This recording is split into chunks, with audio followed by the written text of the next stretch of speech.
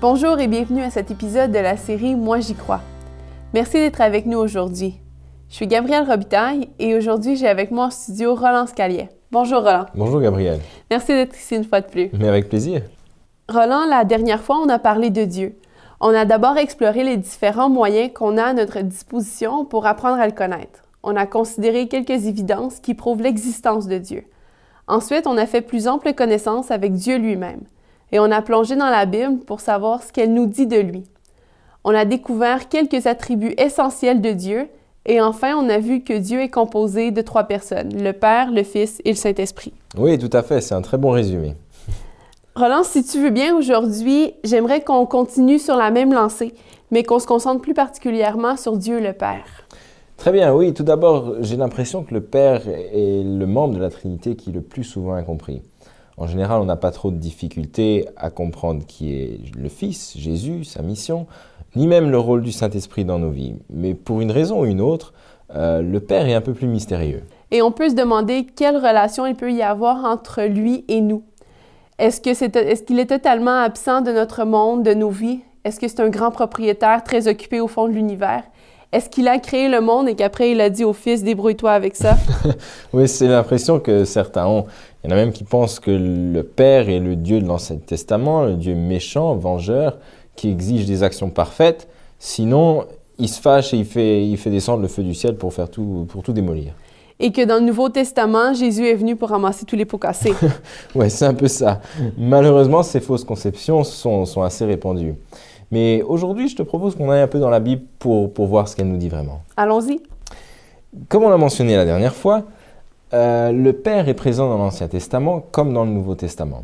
Mais il faut savoir que même si l'Ancien Testament fait effectivement allusion aux différentes personnes de la Trinité, il ne fait pas toujours de distinction claire entre elles. Et c'est pour ça qu'en général, quand la Bible parle de Dieu ou de l'Éternel, on attribue ça à la personne du Père. Donc, c'est possible que certaines caractéristiques du Père soient aussi appliquées au Fils ou au Saint-Esprit. Oui, voilà, tout à fait. Alors, commençons par l'Ancien Testament. D'accord. Alors, il y a plusieurs textes qui révèlent Dieu comme un Père. Par exemple, on a celui de Deutéronome 32, où Moïse parle de Dieu aux Israélites, et il dit au verset 6, donc Deutéronome 32, verset 6, « N'est-il pas ton Père, ton Maître ?» Plus loin, Ésaïe écrit dans Ésaïe 64, au verset 7, Ésaïe 64, verset 7, « Cependant, ô Éternel, tu es notre Père. » Et dans Malachie, chapitre 1, verset 6, Dieu déclare « Je suis ton Père. » Mais ce n'est pas n'importe quel Père. Qu'est-ce que l'Ancien Testament nous enseigne sur ce Père? L'Ancien Testament nous présente le Père comme un Dieu miséricordieux, c'est-à-dire un Dieu qui pardonne, qui a pitié de nous. Exode 34, versets 6 et 7 nous parle de cela.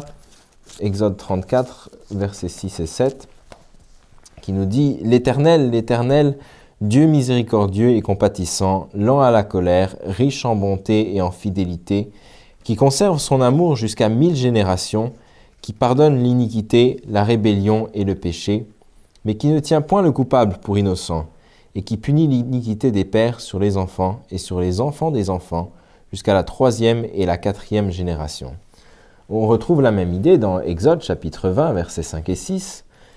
Exode chapitre 20, versets 5 et 6, qui nous dit « Car moi, l'Éternel ton Dieu, je suis un Dieu jaloux, qui punit l'iniquité des pères sur les enfants jusqu'à la 3e et la 4e génération de ceux qui me haïssent, et qui fait miséricorde jusqu'en 1000 générations à ceux qui m'aiment et qui gardent mes commandements. » Donc, le Père est un Dieu bon qui nous donne sa grâce, mais il est quand même un Dieu juste. Oui, c'est ça. Et il y a beaucoup de gens qui n'aiment pas trop cette notion de la justice de Dieu. Certains disent, je vous avais bien dit, Dieu, vous voyez, il est méchant, il punit ceux qui lui sont infidèles jusqu'à 4 générations, mais il punit les enfants pour les fautes du Père. Mais laisse-moi te donner un exemple. Tu es professeur au secondaire. Est-ce que dans ta classe, les élèves ont le droit de faire tout ce qu'ils ont envie? Sûrement pas. Je m'en doutais. Et je suis sûr que ça t'est déjà arrivé de dire à un élève, Johnny, si t'es pas sage, si tu continues à mal te comporter, il y aura une punition. Mm-hmm. Ou bien, Julie, si tu t'appliques pas, tu vas louper ton année. Oui, ça arrive. Et c'est la même chose avec les parents. Si un père aime son enfant, il va arriver qu'il le punisse quand il se comporte mal, pour lui apprendre à vivre correctement. Gabriel, nos choix ont des conséquences. Et Dieu n'est pas un papa gâteau qui permet qu'on fasse tout ce qu'on veut sans subir les fruits de nos actions. En tant qu'enfant de Dieu, si on veut vivre pour toujours avec lui, il faut qu'on apprenne à vivre selon les règlements de son royaume. Donc, le fait que Dieu ne nous laisse pas faire tout ce dont on a envie, c'est en fait une preuve de son amour. Oui, tout à fait. D'ailleurs, dans Proverbe 3, verset 12, on peut lire « Car l'Éternel châtie celui qu'il aime, comme un père l'enfant qu'il chérit. » Il ne faut pas non plus oublier que dans ce texte, Dieu étend son amour jusqu'à 1000 générations de ceux qui lui sont fidèles. Quand on compare les 4 générations punies, sont peu de choses. Oui, c'est ça, exactement. C'est un point très important. Si le Père avait voulu, il aurait aussi pu punir les infidèles pour 1000 générations, comme les autres. Et on n'aurait rien pu dire parce que ça aurait été équitable. Mais on voit ici encore la grande bonté de Dieu qui, même dans sa punition, abrège notre peine et la limite seulement à 4 générations, comparé aux 1000 générations qu'il bénit. Donc le Père est un Dieu miséricordieux, juste et qui nous aime. Qu'est-ce que l'Ancien Testament nous enseigne d'autre sur le Père?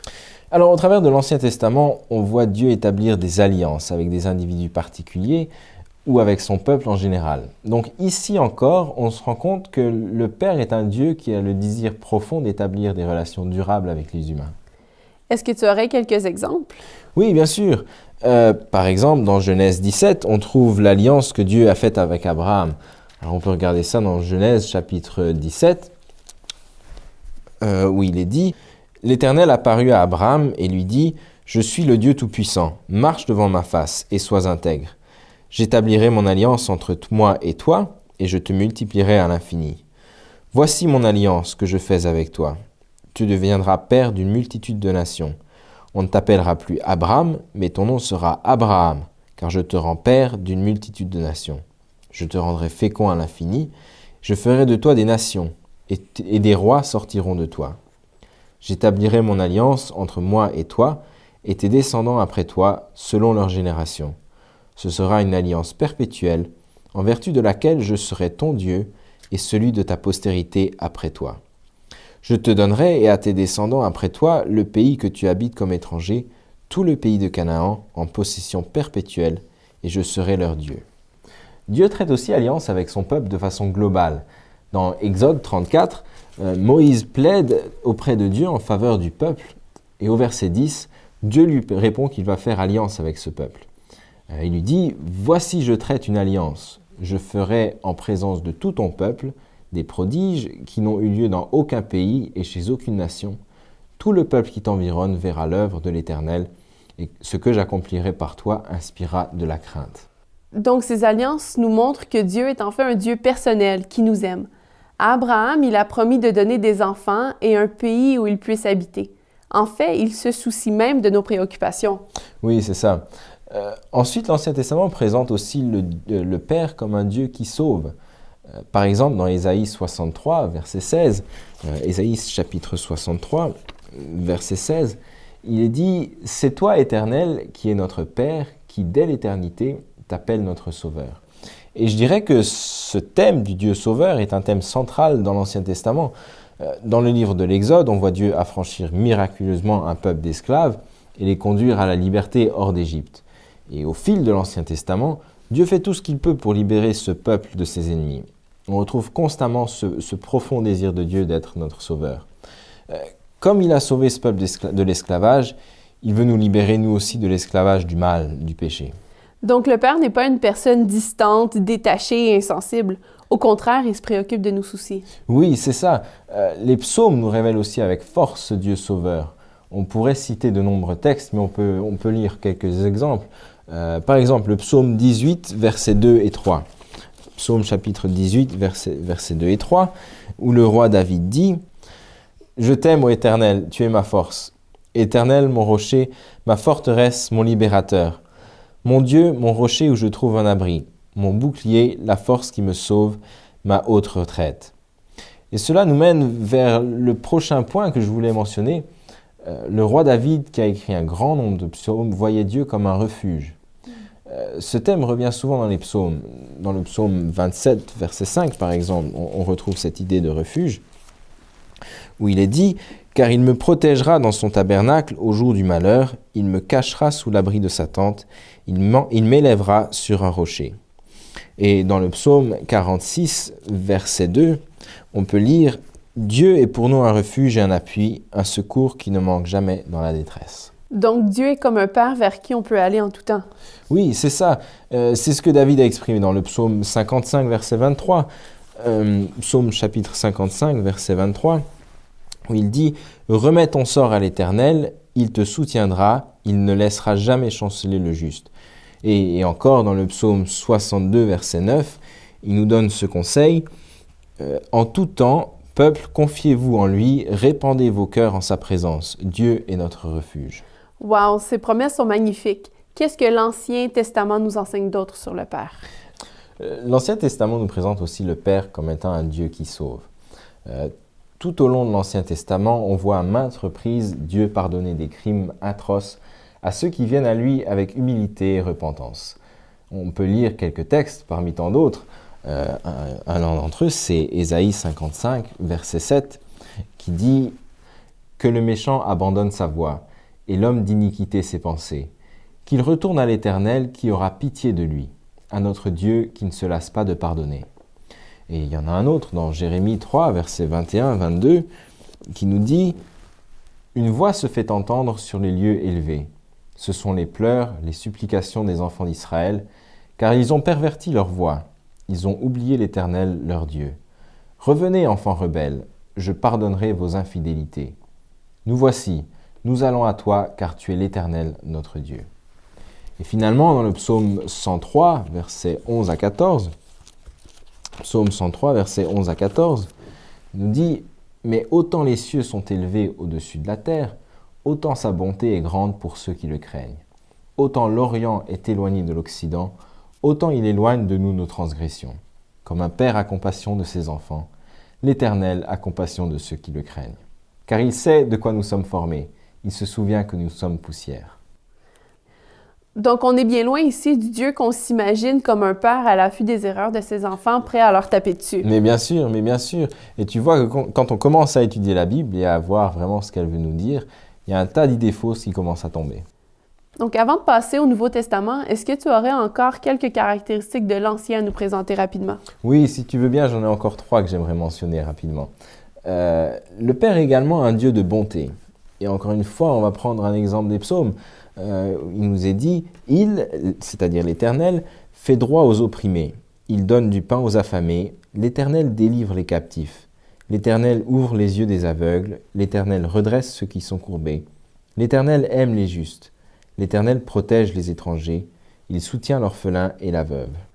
En d'autres mots, le Père nous veut du bien. Oui, c'est ça. Et ensuite, le Père est aussi un Dieu de fidélité.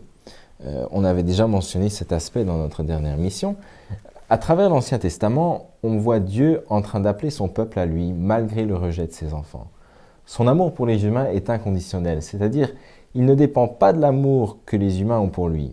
On peut lire par exemple Ésaïe 41, versets 9 et 10, Ésaïe chapitre 41, versets 9 et 10, qui nous dit « Tu es mon serviteur, je te choisis et ne te rejette point.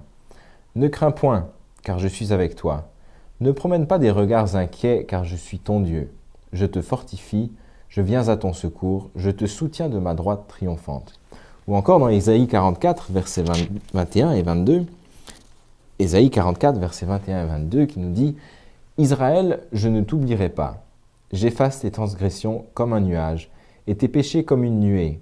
Reviens à moi, car je t'ai racheté. » Et dans Jérémie 31, verset 3, Dieu nous dit « Je t'aime d'un amour éternel. C'est pourquoi je te conserve ma bonté. » Donc, Dieu n'est pas comme un amoureux lunatique qui m'aime seulement quand il est de bonne humeur. Il est stable, il ne change pas. Oui, c'est ça. Et j'aime particulièrement cette notion de la stabilité de Dieu parce que dans notre monde d'aujourd'hui si instable, je trouve que c'est quelque chose de réconfortant de savoir que Dieu ne change pas, qu'il est toujours le même. Oui, c'est bien vrai. Et finalement, l'Ancien Testament nous présente le Père comme un Dieu de vengeance. Donc, Dieu est quand même méchant après tout. Wow, minute. Je vais te donner une petite illustration, d'accord? Imagine que tu es dans la rue, tu te promènes dans la rue à Montréal avec ton copain, Et tout d'un coup, il y a un autre gars qui arrive par derrière et qui t'arrache ton sac à main et qui part en courant. Scénario numéro 1. Ton copain fait rien du tout. Il te dit, c'est ta sacoche, débrouille-toi. Scénario numéro 2. Il court après le voleur, il récupère ton sac, il coince le voleur, il appelle la police et il te dit, ça n'arrivera plus. Lequel des deux scénarios est-ce que tu préfères? Le deuxième, bien sûr. Ah, il me semblait bien. Pourtant, est-ce qu'on est d'accord que dans ce scénario-là, ton copain était quand même assez vengeur? Oui, c'est vrai. Oui. Pourquoi alors est-ce que quand il s'agit de Dieu, ça nous énerve de penser qu'il punit les méchants? Pourquoi est-ce qu'on est bien plus confortable avec un père qui laisse tout faire? T'as raison, c'est pas très logique. Il me semblait bien. Tu vois, ce concept de Dieu vengeur doit être compris dans le contexte du salut. C'est une bonne nouvelle que Dieu soit vengeur. C'est le message qu'on trouve par exemple dans Ésaïe 35, verset 4. Ésaïe chapitre 35, verset 4 nous dit « Dites à ceux qui ont le cœur troublé, prenez courage, ne craignez point. Voici votre Dieu, la vengeance viendra. La rétribution de Dieu, il viendra lui-même et vous sauvera. » Donc ça veut dire que Dieu se soucie de notre sort et que ceux qui nous font du mal aujourd'hui récolteront un jour ce qu'ils auront semé et justice sera faite. Oui, voilà, tout à fait. Excellent. Je suggère qu'on s'arrête pour une pause et on revient dans un instant.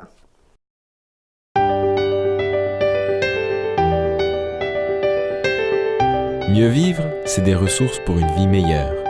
Pour accéder à nos vidéos, nos émissions de radio et nos articles, visitez-nous au www.mieuxvivre.org.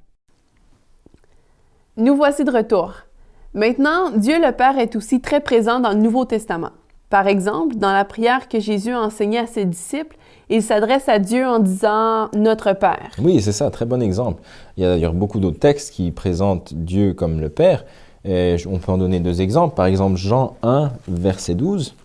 Jean chapitre 1, verset 12, qui dit « Mais à tous ceux qui l'ont reçu, c'est-à-dire la parole, à ceux qui croient en son nom, elle a donné le pouvoir de devenir enfants de Dieu. » Et plus loin, dans 1 Jean 3, versets 1 et 2, 1 Jean 3, versets 1 et 2, il est dit « Voyez quel amour le Père nous a témoigné pour que nous soyons appelés enfants de Dieu. Et nous le sommes. Si le monde ne nous connaît pas, c'est qu'il ne l'a pas connu. Bien-aimés, nous sommes maintenant enfants de Dieu. » Alors, qu'est-ce que le Nouveau Testament nous révèle sur le Père? Il nous révèle, tout comme l'Ancien Testament, que le Père est le Créateur. Dans 1 Corinthiens, au chapitre 8 et au verset 6, 1 Corinthiens, chapitre 8, verset 6, Paul dit « Il n'y a qu'un seul Dieu, le Père, de qui viennent toutes choses et pour qui nous sommes, et un seul Seigneur, Jésus-Christ, par qui sont toutes choses et par qui nous sommes. » Et dans Éphésiens 3, versets 14 et 15, Éphésiens 3, versets 14 et 15, il déclare « Je fléchis les genoux devant le Père, de qui toute famille dans les cieux et sur la terre tire son nom. » Donc, le Nouveau Testament nous confirme que Dieu le Père a activement participé à la création. Oui, tout à fait. Ensuite, le Nouveau Testament nous donne un avantage, si on peut dire ainsi, par rapport à l'Ancien Testament, c'est que Jésus, le Fils de Dieu, est venu sur terre révéler à l'humanité de manière tangible qui est le Père. Et on a un texte qui nous parle de cela dans Jean 1, verset 18, Jean chapitre 1, verset 18, qui nous dit « Personne n'a jamais vu Dieu.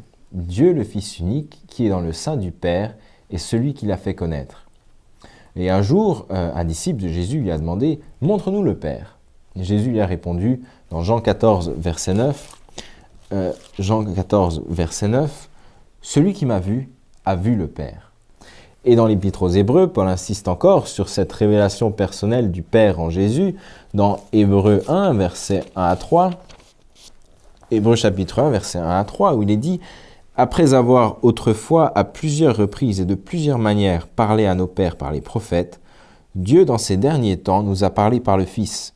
Le Fils est le reflet de sa gloire et l'empreinte de sa personne. » Donc, puisque Jésus est venu révéler le Père, si on veut connaître Dieu le Père, on doit regarder à ce que Jésus a fait.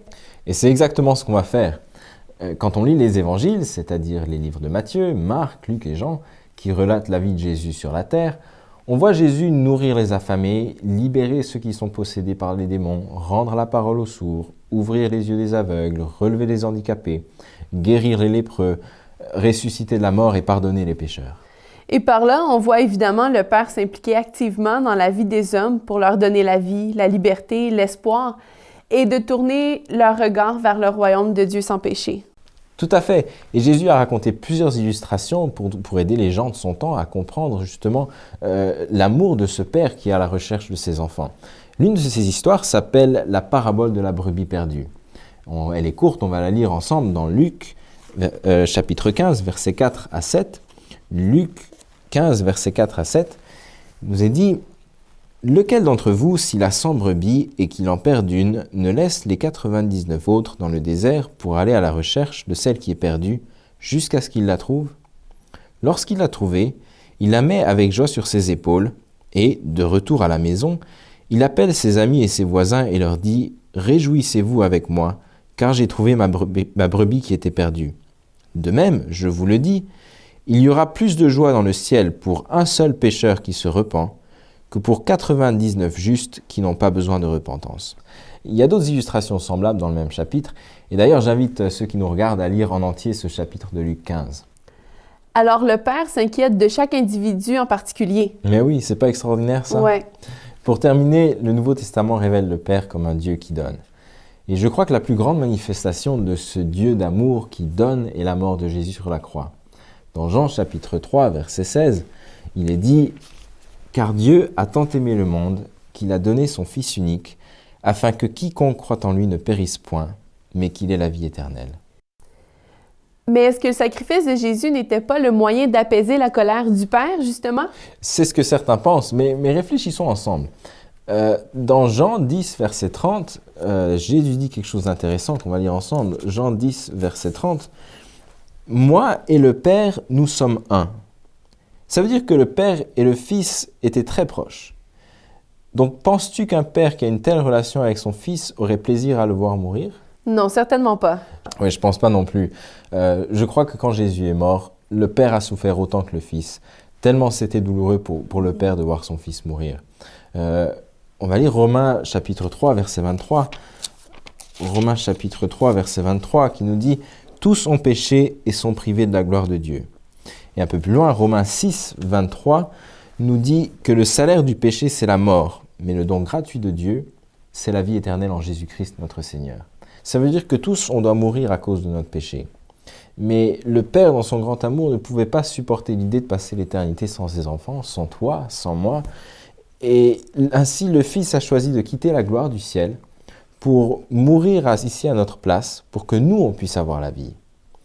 Et le Père, malgré sa douleur, a accepté que Jésus fasse ce sacrifice. Maintenant, c'est là, à la croix, que l'on trouve la plus grande révélation de ce Père de miséricorde. Ce Père qui a fait alliance, ce Père qui sauve et ce Père qui pardonne. Donc, les révélations de l'Ancien et du Nouveau Testament concernant le Père coordonnent parfaitement. Jésus n'était pas la version gentille du Dieu méchant de l'Ancien Testament. Il révèle simplement le Père rempli d'amour qui est présent à travers toute la Bible. Tu as tout compris. Merci Roland d'avoir été avec nous aujourd'hui. Avec grand plaisir. Chers téléspectateurs, Dieu le Père est le Créateur. Il est juste et saint, miséricordieux et compatissant. Ce Père veut faire alliance avec nous, nous sauver et être notre refuge. C'est un Père rempli de bonté, qui pardonne et qui est fidèle. Vous n'avez peut-être jamais vu le Père de cette manière auparavant, mais c'est ce que la Bible nous dit, et moi, j'y crois.